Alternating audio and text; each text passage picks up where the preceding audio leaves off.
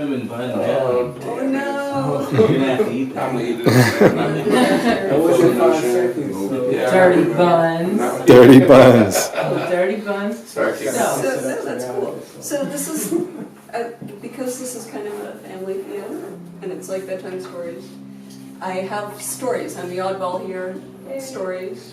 Cool. And I'm going to let you pick. So, there was a love story I brought, but I think a few of you have heard that, so that's not in the running. So I've got Everything a Woman Should Have, which comes with a trigger warning. My favorite kind. Got The Luckiest Bastards in the World, which takes place in the future. It involves a soccer player. And there's God Time, about a guy who experiences time distortion. So, you can vote trigger warning. I like trigger warning, but obviously. Okay. Luckiest Bastards, future, and God Time, time distortion. That's Okay, I got it. I think time distortion wins. Nice. All right.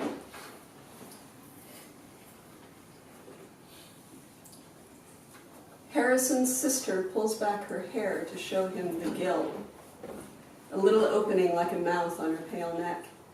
He asks if she can breathe through it. She tells him to plug her nose and cover her mouth and put his ear next to the gill to listen for breath. But maybe she has to be underwater, so they jump in the pool and float in the blue world and watch each other. Harrison gives up first, swimming up toward the sun. Harrison unfolds his palm. "Buy milk" is written on his hand. The doctor presses record on the video camera. Harrison watches the red light blink on. He watches himself in the monitor.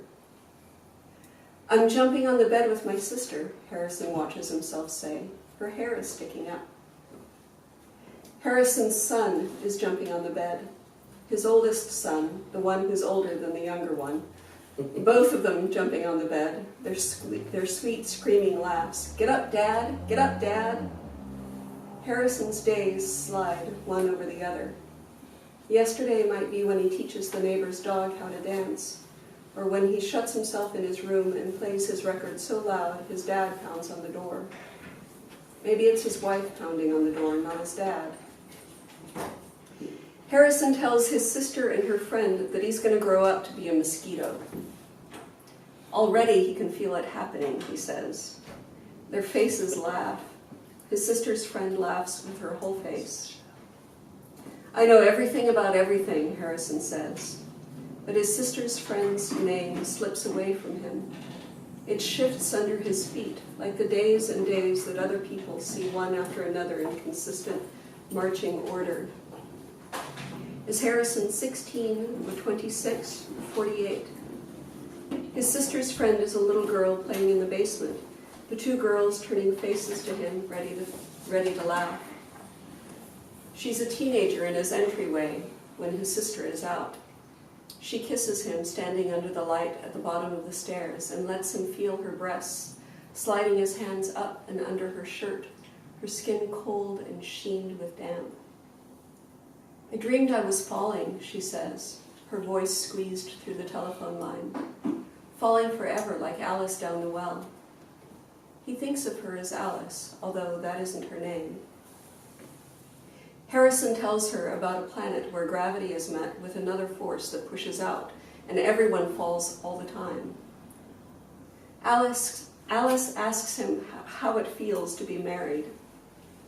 It feels like lying in the bed in the basement of his parents' house and watching his wife get ready for work. It feels like being out in the world as she pulls on a slip and hooks her bra and brushes her hair. And when she turns, she's his wife, and she's also a social worker. She's a person out there, but he stays in here for when the boys jump on the bed, and then he's a person for them. "What year is it?" the nurse asks. The nurse says the fall made him this way. He was different before, she says, and the word "before" rolls loose in Harrison's head. Harrison is mooning his new brother-in-law on the front lawn, the father and mother-in-law watching through the living room window. His new wife tells him to take his medicine, that he shouldn't moon people in public places. At church, the bishop shakes Harrison's hand. "It's fucking great to see you," says Harrison. His wife opens the bottle that hangs around his neck and shakes a little white pill into the palm of his hand.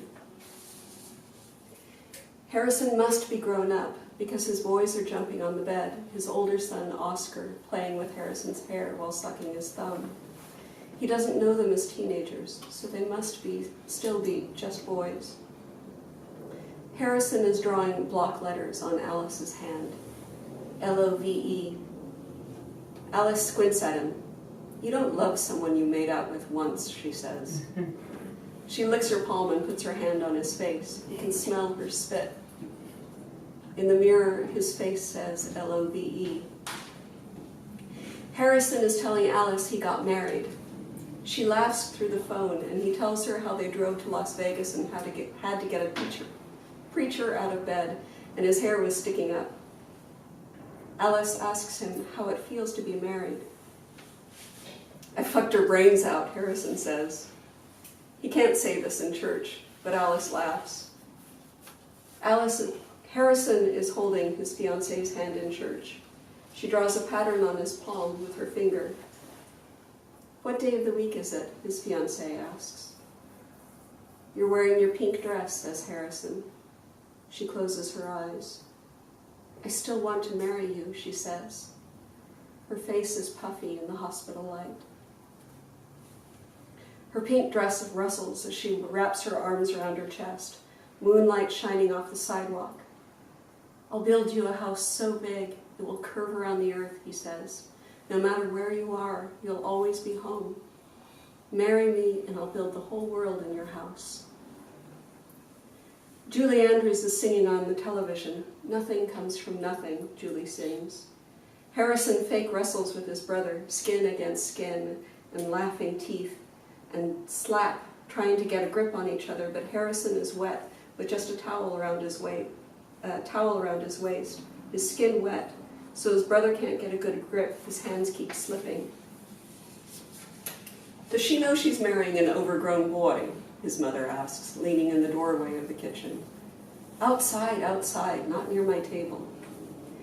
They're out on the deck, and Julie Andrews is singing "Somewhere in My Youth" or "Childhood," and Harrison's feet slip on the wet deck, and his brother thinks he's faking him out, pretending to slip.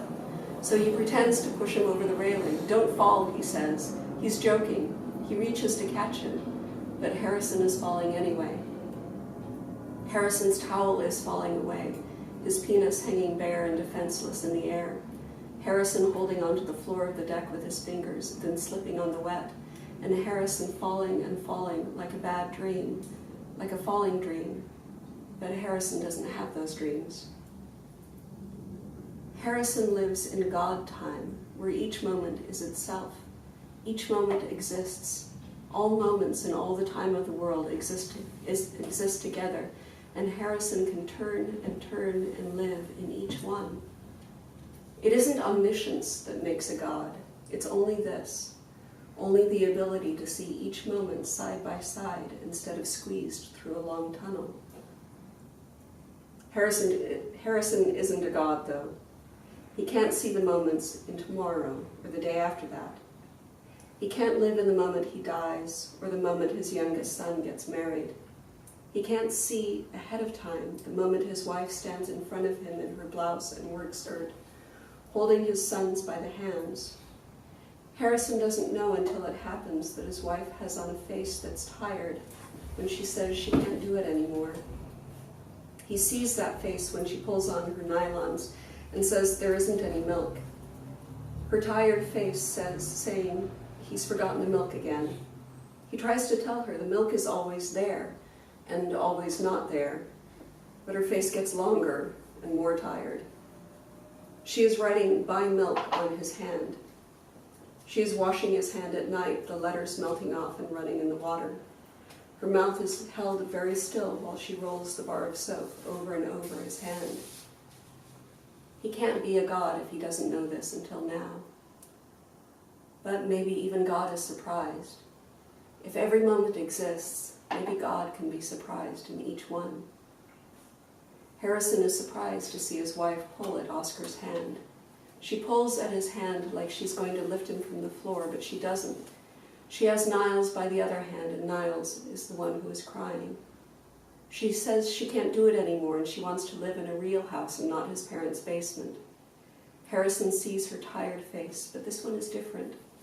It is tired and pulled very thin onto her bones. Harrison is driving to the store and being sure to buy milk. There's nothing written on his hand, but he buys milk and peanut butter and rice cakes because Oscar can't eat wheat, and ice cream because both of the boys like ice cream. He tells them the story of the noseless witch who lives in the mountain. She's very, very old and very, very ugly, and she has no nose because a man cut it off. He leans in and smells their hair, and it smells like little boys. It's a goddamn beautiful day, says Harrison, and his boys giggle and squirm, one under each arm. Harrison is falling. Who is the president? The doctor asks. Harrison is with his wife on their wedding night, in their room in Circus. She draws one finger down the center of her bare chest, and Harrison imagines a line appearing behind her finger. She opens her chest at the line, and birds rustle out of her body, wings beating soft and dry against his face. Harrison touches his sister's scar from the removal of her gill. He feels the bump where an absence creates a new thing in its place, larger than what was there before. Harrison is falling. He is always falling, always his white towel spiraling down, always his penis shrinking in, always his fiancée is pulling her hair back so he can kiss her pale neck. Harrison is in his son's empty room, the emptiness blasting his ears like a cannon. Harrison is falling, and his sons are jumping on the bed with their hair sticking up. He's swimming up toward the sun, and he's falling. He's falling, and her pink dress rustles like the beating of wings.